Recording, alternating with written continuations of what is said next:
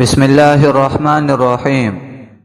حضرت عبداللہ ابن عباس رضی اللہ تعالیٰ عنہما روایت کرتے ہیں کہ نبی اکرم صلی اللہ علیہ وسلم نے فرمایا، جب تو فجر کی نماز پڑھا کرے تو اپنی دنیا کے لیے 3 مرتبہ یہ پڑھ لیا کر، سبحان اللہ العظیم وبحمدہ ولا حول ولا قوة الا باللہ۔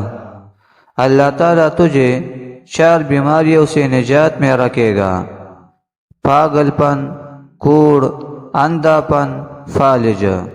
فرمان مصطفیٰ صلی اللہ علیہ وسلم، روزہ دار کا سونا عبادت اور اس کی خاموشی تسبیح کرنا اور اس کی دعا قبول اور اس کا عمل مقبول ہوتا ہے۔